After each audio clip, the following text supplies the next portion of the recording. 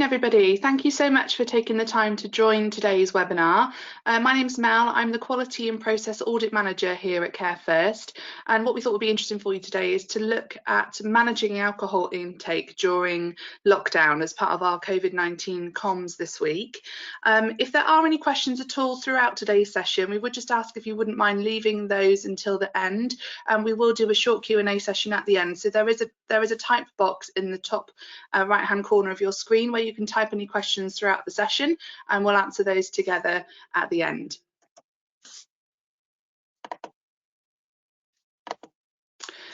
So as part of the comms, obviously, we said we wanted to have a look at managing alcohol intake during lockdown, and the global pandemic has raised questions about the types of coping measures that people are using during lockdown. Obviously, we know that our social lives have been significantly limited throughout this, and we're all living through really uncertain and anxious times, and that in itself has prompted a lot of speculation and a lot of commentary, particularly in the media, about whether people are drinking more alcohol as a result of the lockdown. So today's session, we're going to cover quite a lot of areas around alcohol. So we're going to look at some of the latest research and, looking at that question of whether people are drinking more as a result of the lockdown. But we're also going to look more in depth. So how does alcohol affect our mental health, for instance? Looking at what sensible drinking means and knowing our limits, knowing how much alcohol is too much, and some tips for cutting down, and particularly introducing some more drink-free days to our routine. I'll also share some useful links with you as well, and also give you an overview of the support available from Care First, both during the pandemic and for afterwards as well.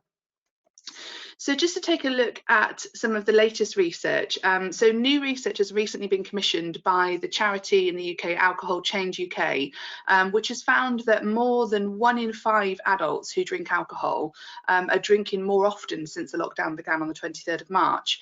But 1 in 3 of those who drink have reduced how often they drink or completely stopped drinking altogether. So this representative survey has been carried out on more than 2,000 people, which suggests that the lockdown is definitely changing the way that the UK drinks, but that changes at both ends of the scale. So 6% of the people that were surveyed who have previously drunk alcohol have chosen to abstain from alcohol entirely throughout the lockdown. And those figures suggest that 8.6 million adults in the UK are drinking more frequently since the lockdown, whereas that also means that 14 million are drinking less often or have stopped drinking entirely. And what we know about habits is that they are formed really quickly, but it can be really hard to break a habit. And if people start drinking at risky levels now, not only do they face the risk of immediate harms, which can include things like accidents, fires, increased tensions in the household, then leading on to things like arguments and conflict, but also the risk of their alcohol consumption rising over a medium to a long-term period. What we know about alcohol is that its effects on mental health are particularly concerning, especially during lockdown. You know, many of us are already under a great deal of stress and have worries and anxieties, and drinking in excess, alcohol in excess, can only amplify some of those stresses and anxieties as an after effect. So whilst we're on the topic of mental health, it's important that we look at how alcohol particularly can affect somebody's mental health. What we know about alcohol is that it is sometimes used by people to manage symptoms of anxiety and depression. They use it as a coping mechanism, but excessive drinking is really likely to make those symptoms a lot worse. Alcohol can be considered as a coping mechanism, as we said, for some individuals who drink to help manage their stress, their anxiety, their depression, or other mental health issues that they may have. And unfortunately, although alcohol can help us in the brief to sort of relax and give us that brief feeling of euphoria, those effects are really short-lived, and the long-term negative consequences of using alcohol in that way can be really harmful. And I've listed some of these here. So the overuse of alcohol can worsen the symptoms of many mental health problems. In particular, it can lead to low mood and anxieties. As the immediate feeling of calm after drinking can fade over time, we might then end up feeling a lot worse than we did before. What we know as well about post-drinking hangovers can can be particularly difficult. You know, you may have the usual headache or feeling sick and nauseous, and that also then being accompanied by feelings of depression and anxiety on top of that as well. And really using alcohol in that way can mean that the underlying mental health issues just aren't addressed, and actually they can become more problematic.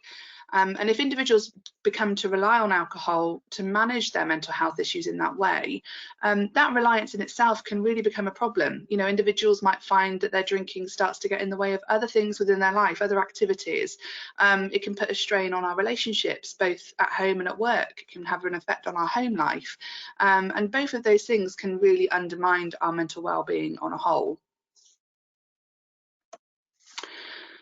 But just to take a look at sensible drinking and knowing our limits. Many of us enjoy a drink, and it's in usual circumstances, it's when we're socialising.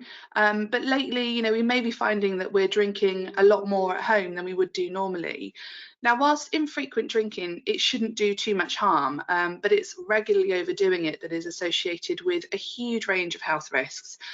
So it's really important that we know how to enjoy alcohol, but enjoy it in moderation.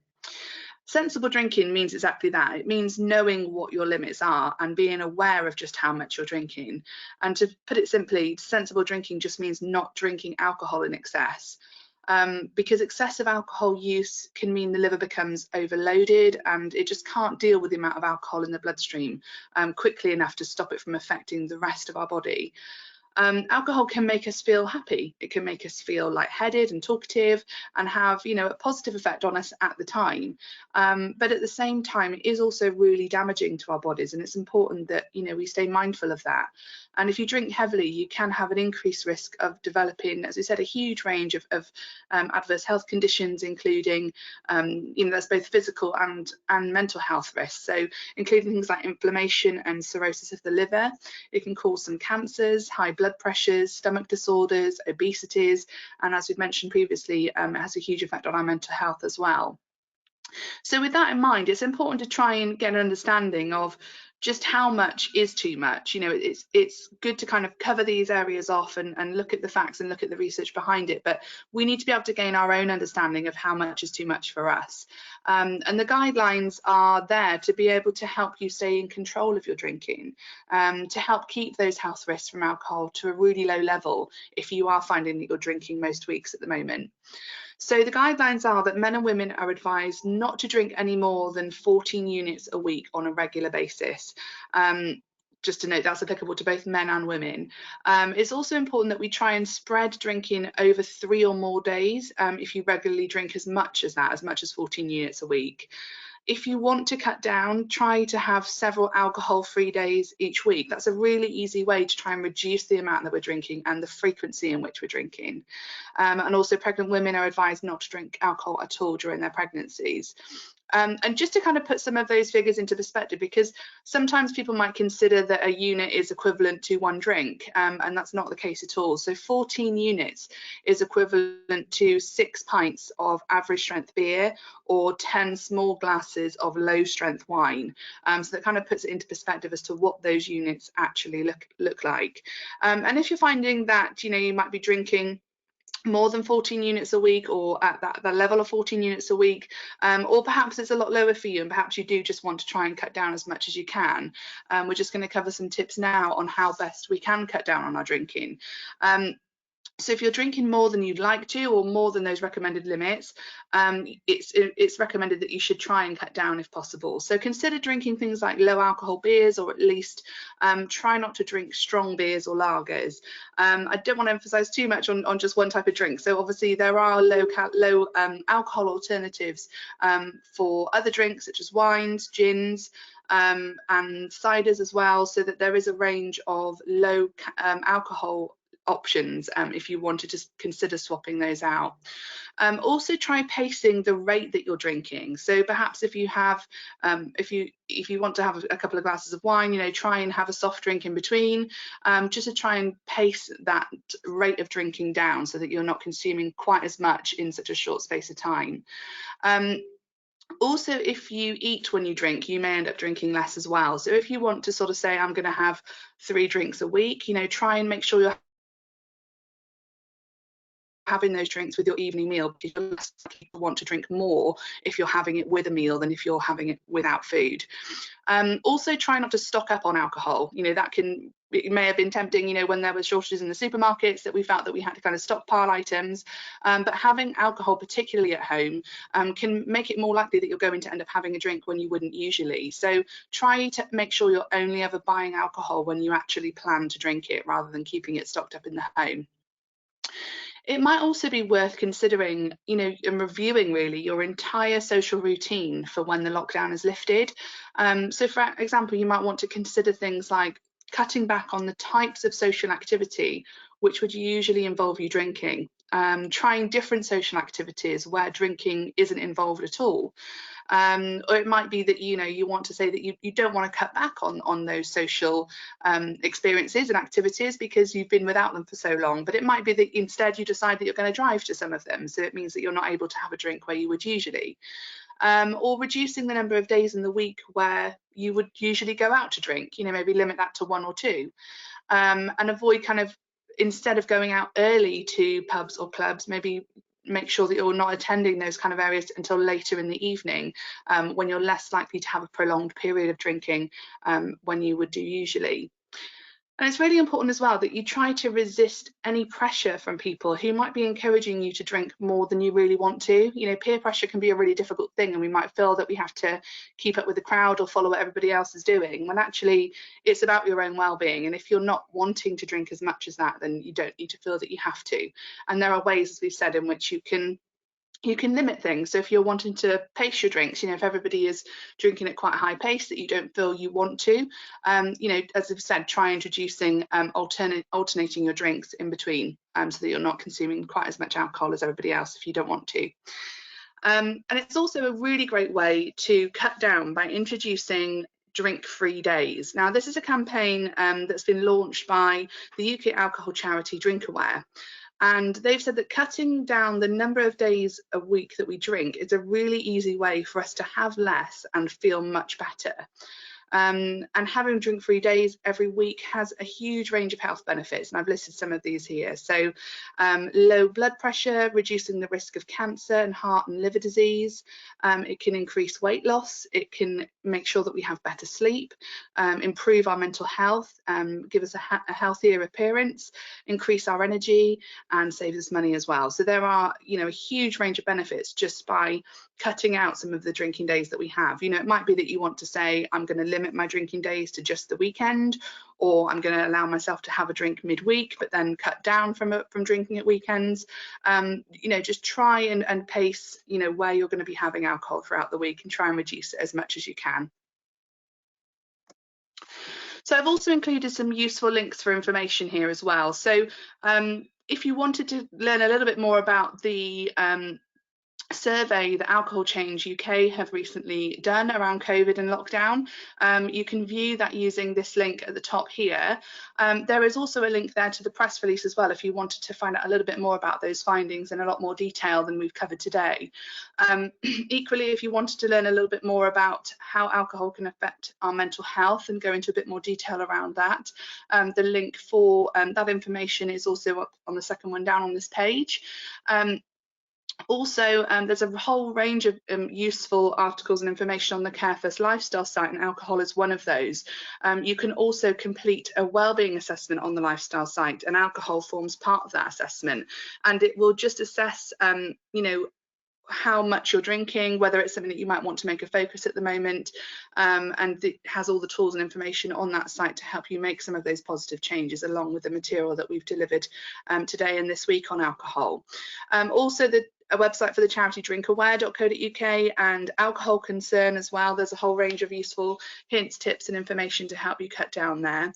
And also to be able to get a better understanding of some of the units of alcohol, because it can be quite difficult to try and calculate that. DrinkAware have a really useful link on their website to a unit calculator. So if it comes to it that every time you want to plan to drink it, whether it be at the weekend or of an evening, and you're not sure how many units you're having, you can just easily input it into the the calculator and just have an understanding then of what levels you should be at and where you might need to cut down. And also a link to the NHS website as well there, because they have some really useful tips and information around how best to cut down and around safe drinking. And what we would always say is to make sure that you're using reputable sources for any of your information if it's to do with your well-being and your lifestyle. So as part of today's session, I also wanted to just cover off some information about Care First. My hope is that most of you have already heard about us, but for those of you that haven't, we're a professional counselling, information and advice service.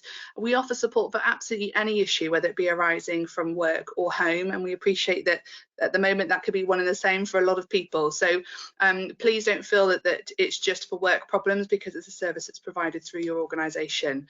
The Care First counsellors are available 24/7, 365 days of the year to help you with anything that's causing you a worry, stress or anxiety.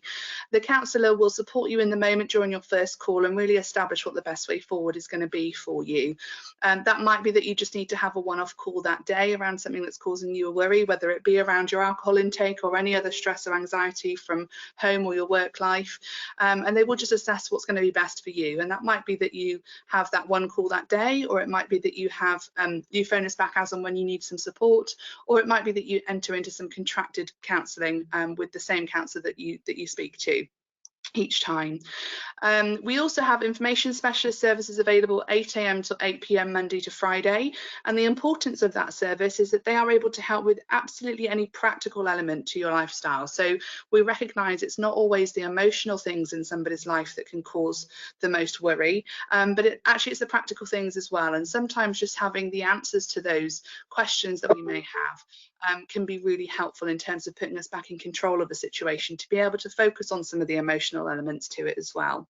I've mentioned the Care First lifestyle site briefly before, but there is online counselling also available through that website, and a whole host of useful resources, articles and information. You can also access all of our COVID comms packs through the website as well, if you wanted to watch any previously recorded sessions that we've delivered. And we also have a management support service as well. So if you are a manager, or if you have any leadership responsibilities as part of your working role, and you may need some advice on how best to support a member of your team, or how best to deal with a difficult conversation, then you absolutely can gain some support within your role from Care First through that element of the service as well.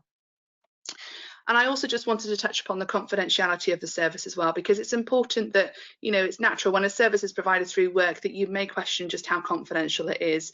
But I can assure you that the service is 100% confidential. Nothing that you say will ever identify you to your organisation, and no information is ever passed back to any third party at all. And that is with these three really exceptional circumstances, I'm sure you can appreciate, is the threat to life of another person, child protection and vulnerable adult issues, and the risk to the security of your organisation, and that could be either data or structural risks. So I hope that you found that session useful today. It is just an overview really of the types of things that's happening around COVID and the survey results and what they're showing. It's showing that, for some people they are increasing their use of alcohol, but for many they are actually choosing to abstain or to cut down. And it's about identifying, where you might need to cut down and some of the positive things you can do to help you do that. So I hope that you found the session useful. We will go to some questions now, but thank you so much for joining today.